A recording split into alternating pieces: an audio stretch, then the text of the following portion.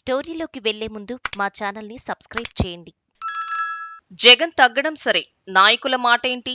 నేను మారాను, నేనేమిటో తెలుసుకున్నాను, ఇక నుంచి గ్యాపులు లేకుండా చూసుకుంటాను అని వైసీపీ అధినేత మాజీ సీఎం జగన్ తన పరివారానికి హామీ ఇస్తున్నారు. గత ఎన్నికల్లో ఓడిపోయిన దరిమిల వైసీపీ అధినేత చాలా వరకు తనను తాను తగ్గించుకునే ప్రయత్నం చేస్తున్నారు. కొన్ని రోజులు బింకానికి పోయినా పట్టుదలలకు ప్రాధాన్యం ఇచ్చిన నాయకుల తిరోగమనం పార్టీ పతనావస్థకు చేరుకుంటోందన్న సంకేతాల నేపథ్యంలో జగన్ తనను తాను తగ్గించుకుంటూ వచ్చారు. ఈ క్రమంలోనే గత 4 రోజులుగా ఆయన పార్టీ నాయకులకు నేను మారాను, మిమ్మల్ని కూడా పట్టించుకుంటాను, మీ మాటే వింటాను అంటూ మొరపెట్టుకుంటున్నారు. ప్రజల మధ్యకు వెళ్లాలని, వారి సమస్యలు వినాలని, వారితో మమేకం కావాలని కూడా చెబుతున్నారు. ప్రతి ఒక్కరూ పార్టీ కోసం పనిచేయాలని అంటున్నారు.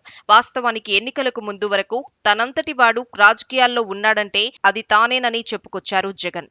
తను ఎంచుకున్న వారికి మాత్రమే టికెట్లు ఇచ్చారు, కాదన్న వారికి బయటకు పంపేశారు. తన మన అన్న తేడా కూడా చూడలేదు. దీంతో సీనియర్ల నుంచి దిగ్గజ నాయకుల వరకు చాలా మంది ఉసూరుమంటూ బయటకు వచ్చారు. ఇక గెలుపు గుర్రం ఎక్కటం మాట అటుంచి గత ఎన్నికల్లో వైసీపీ చావుదెబ్బ తగిలింది. ఫలితంగా 11 స్థానాలకే పరిమితమయ్యారు. ఆ ప్రభావం తర్వాత కూడా జగన్ పునరాలోచన చేయలేకపోయారు.